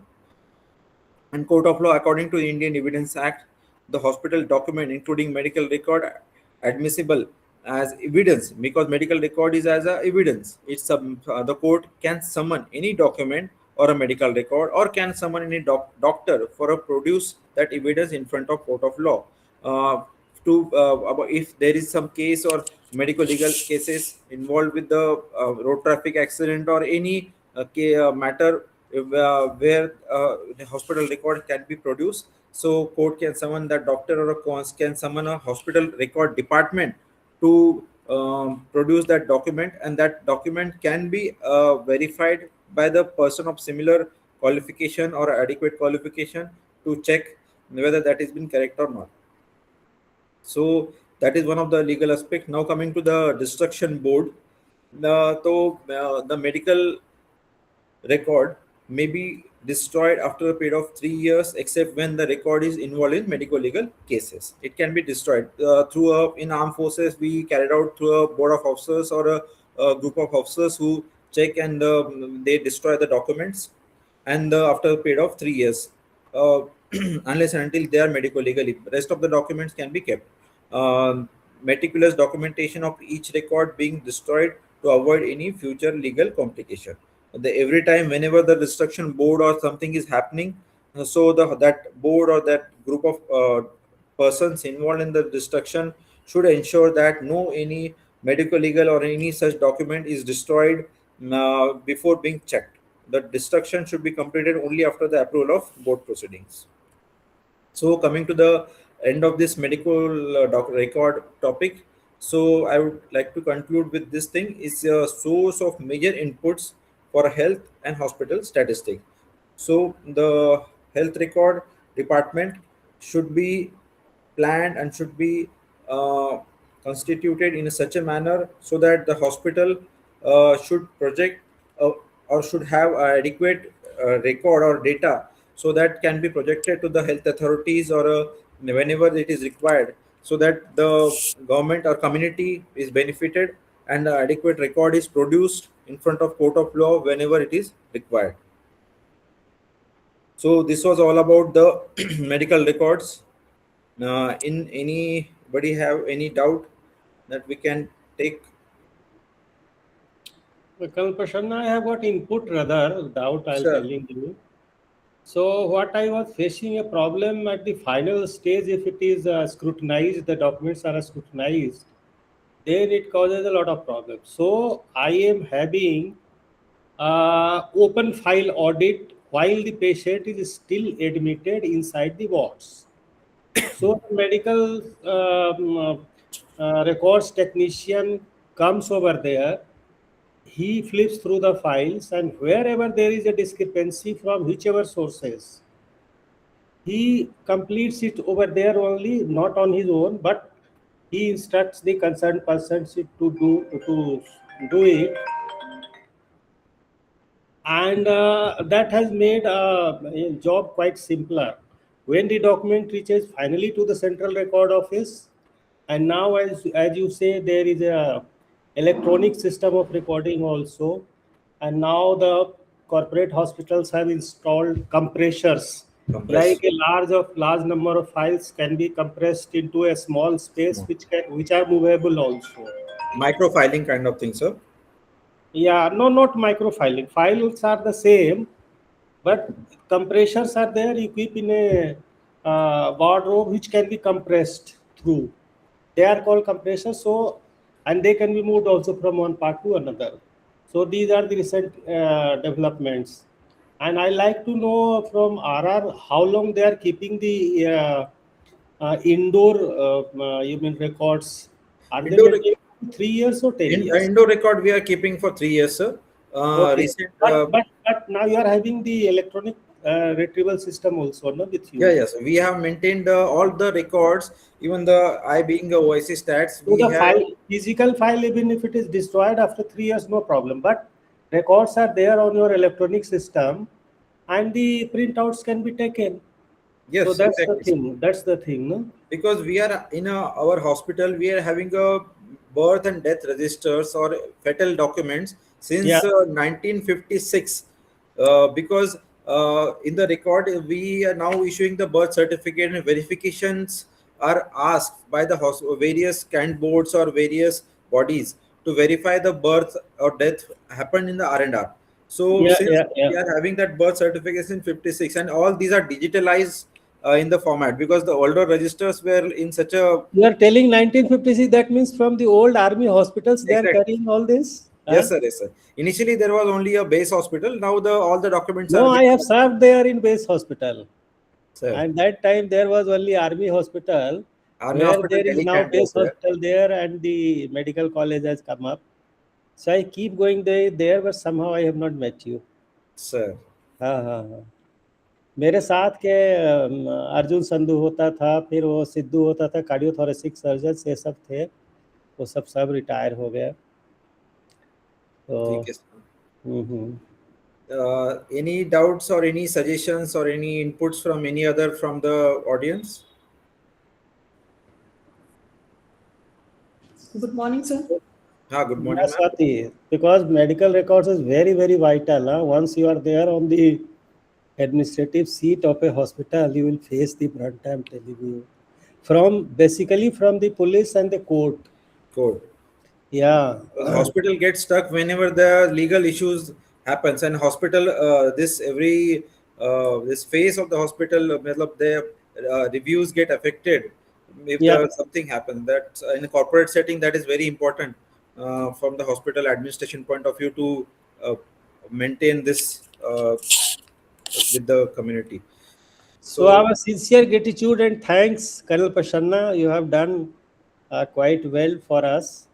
And I'll request your mobile number. I'll get it from Amarnath Sahab. sir, So I'll request him, then you can share and we'll keep in touch. sir. Have you taken this Surrender Hospital as a learning support center for the MBA, or any other RML hospital you have taken, sir? No, no, I am here in Ranchi, and RIMS is medical college is over here. Okay, you have And in selected. fact, on the basis of PGDHHM, the RC Ranchi has already appointed me as a counselor also. But I am not taking any counseling classes so far. I Uh, told them once I finish MBA, then only I'll do all those. yes, it's good that they have started this MBA course. Yeah. Mm, okay. So now, because of shortage of time, I will cover the mortuary services in a slightly faster. If others are ready, then we'll take on mortuary services, and then we'll stop. Yes, sir. Yeah. Swati, you are asking something? Yeah, okay, you Yes, can sir. please. Yeah, ma'am, Sir, please. sir, if a patient takes their indoor ticket along with them in a government hospital, how should we record their details or data can be maintained in record room? Can you please repeat, ma'am? Your voice slightly this not clear. Sir government hospital में patient जो admit होते हैं हाँ वो हाँ. लोग कुछ कुछ ऐसा होता है कि वो लोग इंडोर टिकट अपने साथ लेके चले जाते हैं तो उस Okay. केस में हम लोग वो पेशेंट का डिटेल्स या आईपीडी टिकट या रिकॉर्ड हिस्ट्री कैसे मेंटेन करें That is basically as per the hospital मैं hospital policy. I had told you कि like hospital आप बोल रहे हो कि patient कुछ लेके जाते हैं. हॉस्पिटल की पॉलिसी, गवर्नमेंट हॉस्पिटल की क्या पॉलिसी है? वाइल पेशेंट बीइंग डिस्चार्ज, आप उनको क्या देते हैं?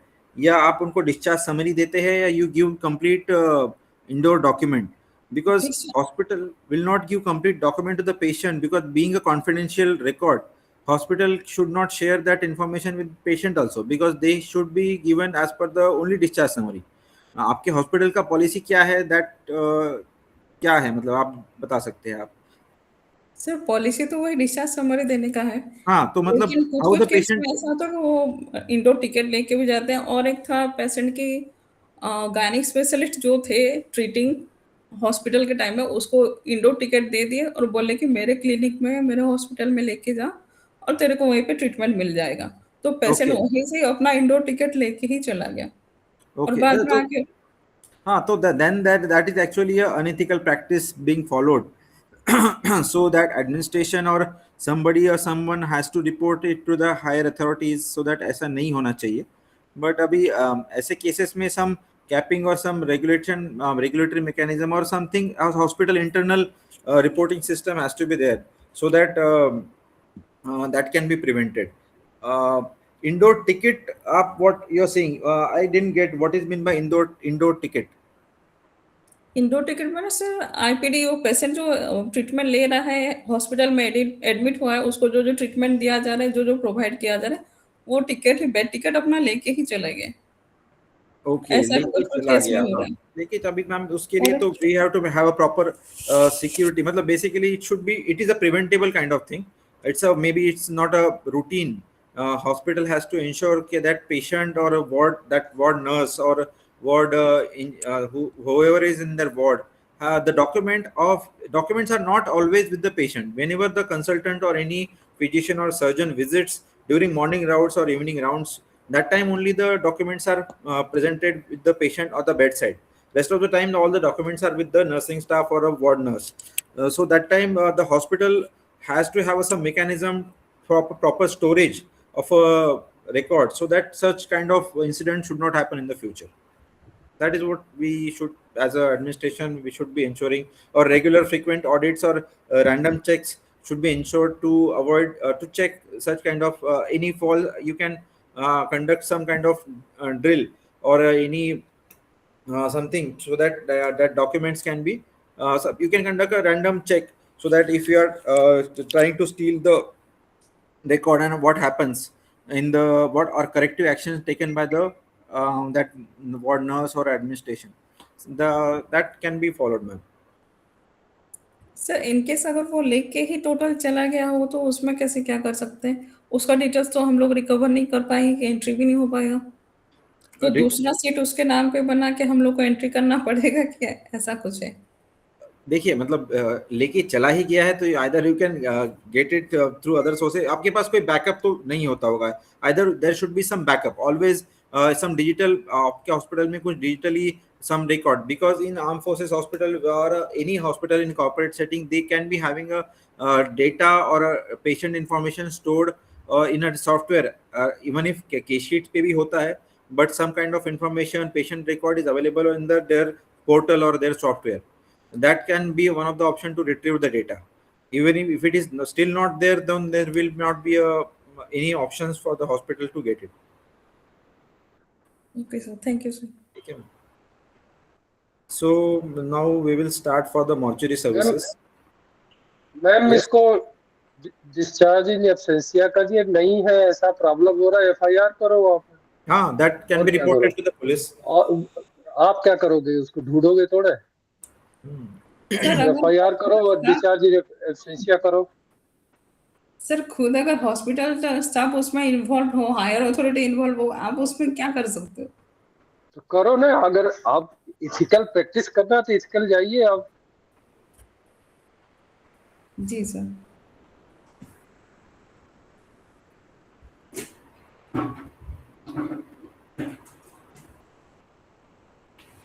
So should we start with the mortuary services, so that as already we are it's about 11:53, so we can start mortuary services, so that uh, I think Colonel Pawan Shukla sir has also joined.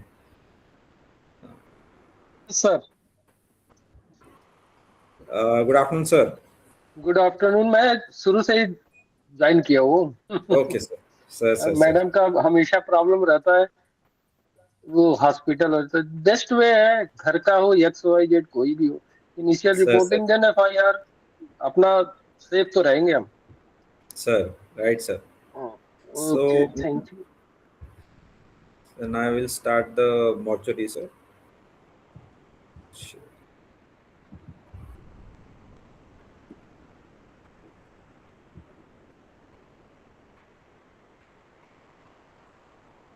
It's not a presentation. It's basically a Word document which I had prepared earlier. So I will be reading it out so that, because I couldn't get time to make a presentation about mortuary services. Uh, s-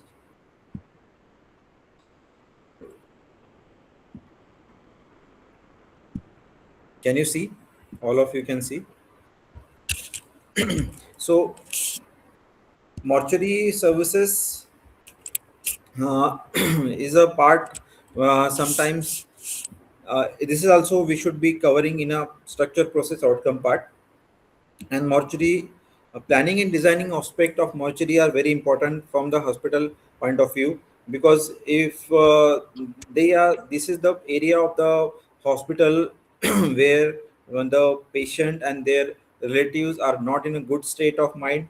So if it is not designed, or if it is not planned in a manner it should be, so then it can give a very bad impression of the hospital. So mortuary is an important and integral part of every hospital, as it deals with the preservation of a dead body.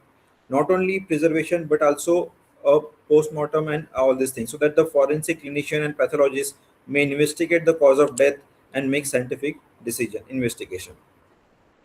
A carefully planned mortuary complex is a great benefit to all of those who came in contact with it, like for police, doctors, medical students, staff, and relatives. So now coming, and provision of mortuary facilities and services in hospital also has an important bearing in terms of public relation of the hospital. So coming to the functions of mortuary services, main function of mortuary services is to preserve the dead body.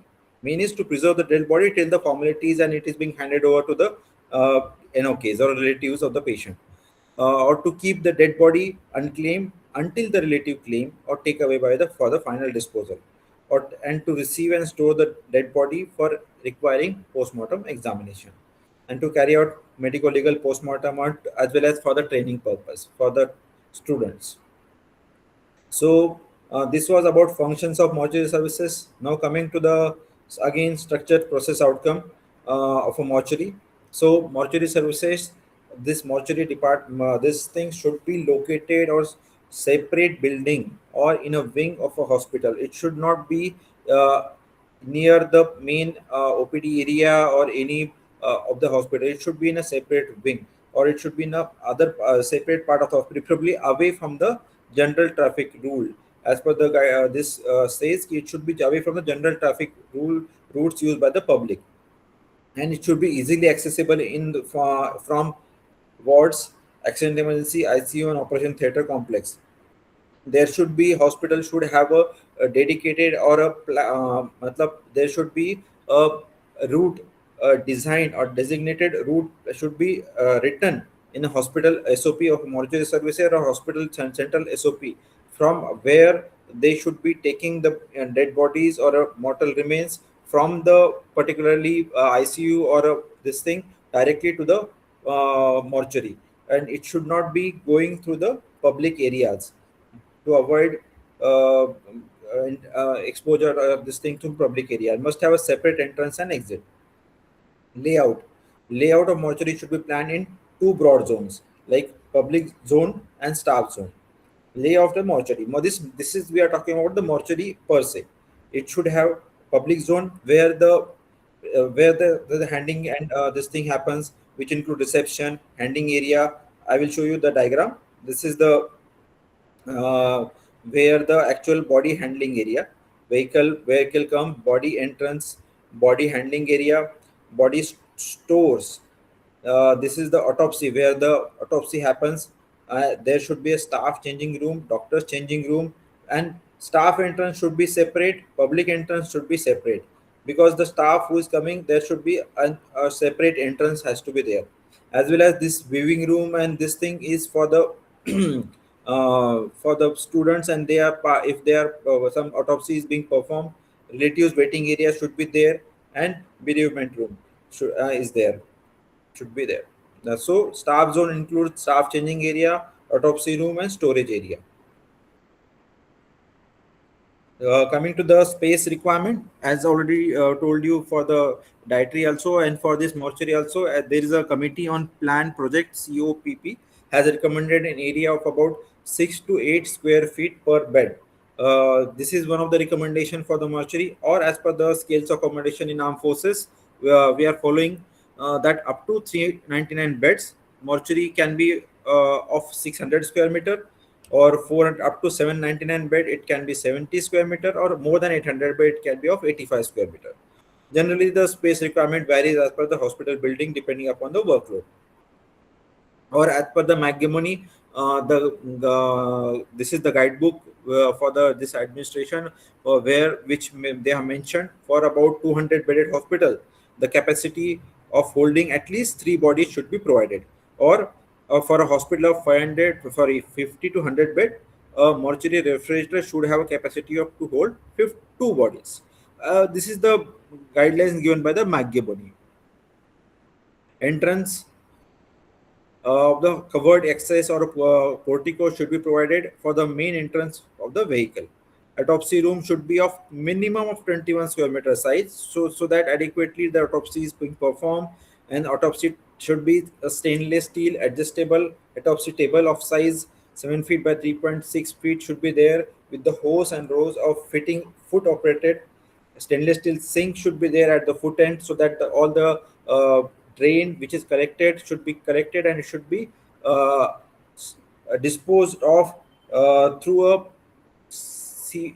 effluent treatment plan. It should not go, it should not be going directly into the STP. It should go through the effluent treatment plant and properly treated, and then it should be going. The sink and draining board and swan neck fitting can be there, built-in cupboard, wall mounted blackboard, x-ray film, dados.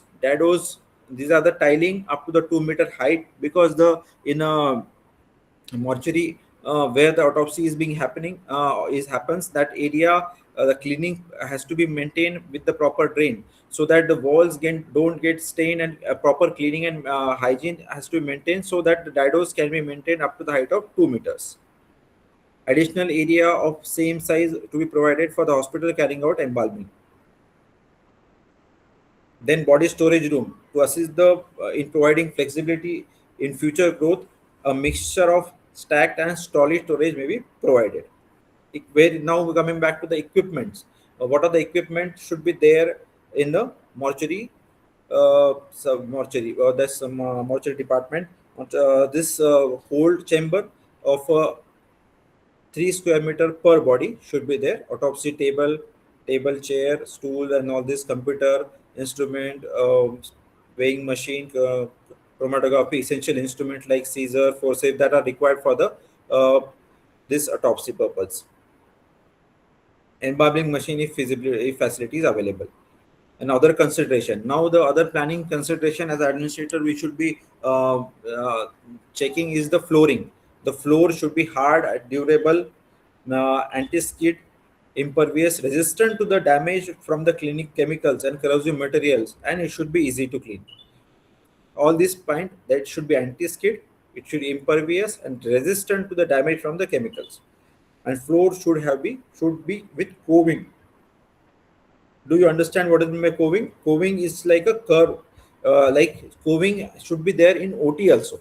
OT, the floor in the OT as well as should be have coving at the so that is at the junction of wall and edges at the height of autopsy room. It should be curved so that it can be will not be a accumulation of blood stain or that secretions or whatever that are you coming from the autopsy, that can be easily cleaned, so that the floors should be have coving, and floors should have drains with appropriately filtered traps and sufficiently graded, which shall lead into the sewer and effluent treatment plant.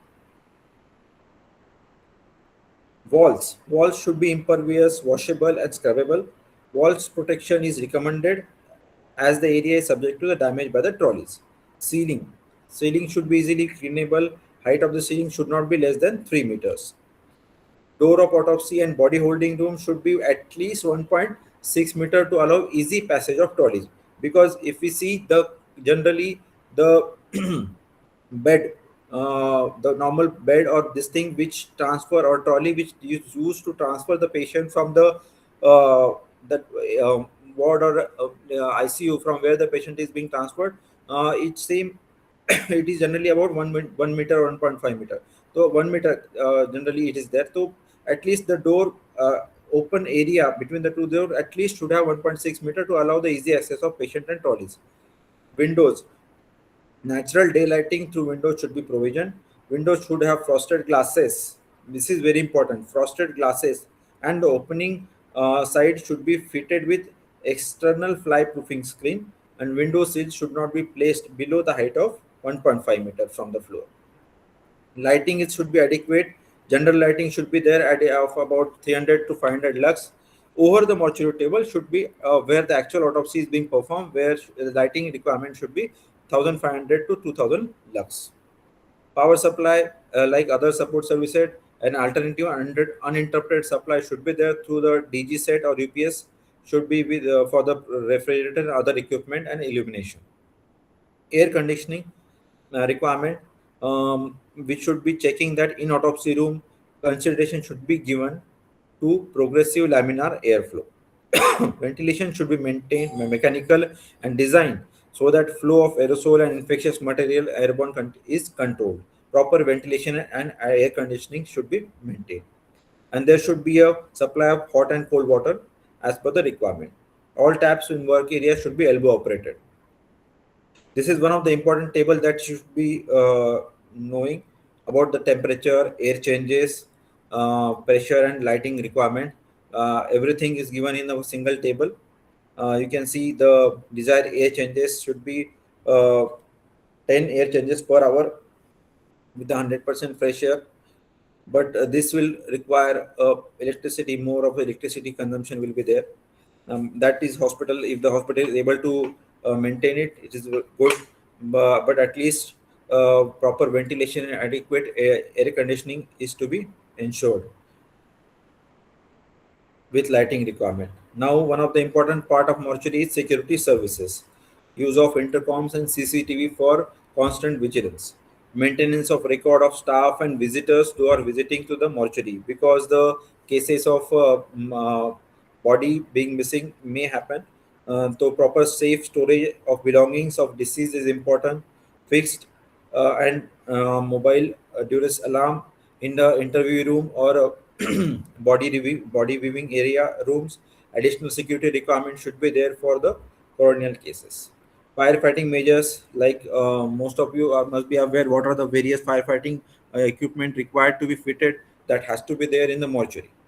So coming back, this was all about the structure part of the mortuary. Structure, which mainly includes, I will just quickly revise.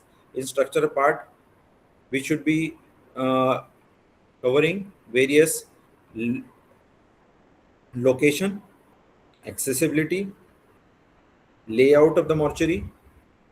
As already shown you in the layout should be as per this thing. Space requirement, size, then autopsy room as per the requirement and the size, then what are various equipment, then flooring, walls, ceiling, floor, doors, windows, lighting, power supply. Engineering requirement include water supply, power supply, air conditioning, and water supply. All and security measures. All these things comes in the fire and firefighting part, forms the structure part of the mortuary services.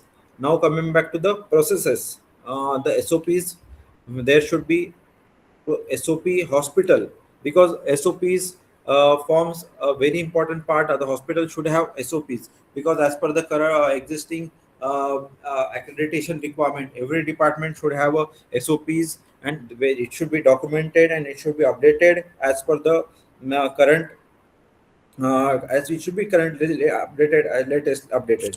So whenever any accreditation body, NABH or NQAS visiting the hospital, the SOPs should be provided. SOP on identification procedure of dead bodies while viewing and by receiving, handling and handling of dead bodies. SOP on transportation of dead bodies through a predetermined or predefined routes. SOP on packing of dead bodies with identification tags as per the hospital policy. Policy on receiving the dead body in mortuary, including details which are to be maintained for the records that has to be there. SOP on handling of body to the next of kin in case of non-medical legal cases has to be there, has to be followed. Because if it is documented but it not being followed, it is not accepted. So the hospital administration should ensure that whatever being written in the document should be followed also. And then SOP for the conduct of autopsies in night, SOP on deposition of belongings and valuables, SOP for strict adherence of biomedical waste, because the waste being collected from the mortuary is a, most of the time it's the waste properly should be collected as per the extent biomedical waste guidelines given by the government of India, latest guidelines, and the waste should go through the effluent treatment plant before being discharged to the normal sewage treatment plant. ETP of adequate size of that kilo KLD should be there in the hospital to properly treat the liquid waste coming from the mortuary. And disposal of fetuses of viable age should be disposed appropriately in a respective colored bag as per the government of that guidelines given by the biomedical waste management. And outcome indicators in the mortuary, few outcome indicators that hospital should be worried about: theft of bodies and body parts, handing over of wrong bodies to the wrong claimants, deterioration and decomposition of bodies due to the poor environmental control during storage and preservation, and levels of hygiene and sanitation. These are the few important outcome indicators concerned to the mortuary services that hospital should be worried about. And if it is being maintained, the mortuary services will be maintained in a properly manner. So this is all about the mortuary services, about structure, process, and outcome part.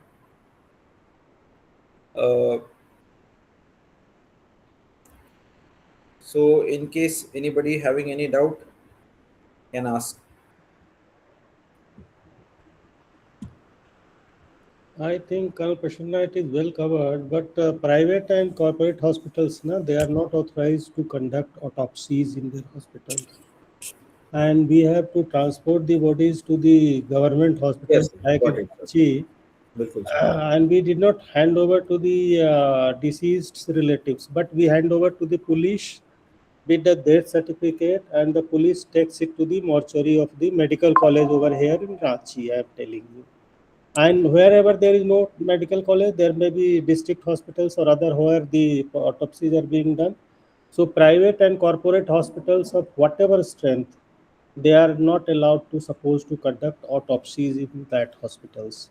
Yes, sir. Like, but in case wherever the case, there is a known documented or diagnosed case of the hospital, like suppose a onco case, and the postmortem is not recommended, then hospital has to have a body storage area where the body. Yeah. That is there. That is there. Whatever you described, like I was instrumental in construction of the Tata Cancer Hospital over here, and we have got a very well maintained mortuary also. Sir, As you said, that bereavement place or mourning room, what we have called it, that is already there with all the facilities, and separate, you mean taking out the body through separate route, everything is being maintained. But autopsy usually in cancer cases, diagnosed cases not required. But if some suspicion is there or medical legal case is there, then we send it to medical college. government college or where in the area. Yeah, and one thing in between, I saw MCI guidelines or NMC guidelines about that storage of indoor patients' documents. That is 3 years only. 3 years, no sir. MCI guidelines of 2002, which is now NMC, National Medical NMC Council. guideline.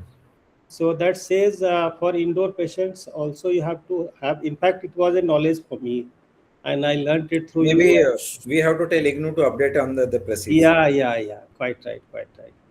Thank Right, you. sir. Thank you. So I hope I have covered maximum all these tech topics, and any doubt, I will be sharing my presentation with the Dr. Ritu of IGNOU so that she can share the presentation with all of you, sir. Thank you. See, I have not done it so far because exam is nearing. Hope so. She is learning, and I also asked in the previous session also. Sir, she should do it. I think she wants to do it at once, and when the it will come to in the first week of June only, when the examination will be starting. Okay, sir. Hmm. This when the practical, there is a question from Dr. Sagar Porwal. When the practical of third semester will be held, and how can we choose the center? That will be you. I am not a right person. You can ask this question with the RC nodal officers who are there in the IGNOU, because once they will be informing you about through their emails or something. So thank you all for your listening. So uh, if any doubts, you can I will share my number with IGNOU, so that any doubts or anything can be shared on WhatsApp or something. Thank you, sir. Thanks a lot. Thanks a lot. A sincere gratitude and thanks to you. Thank you, sir. Please, please. I will leave. Thank you. Thank you.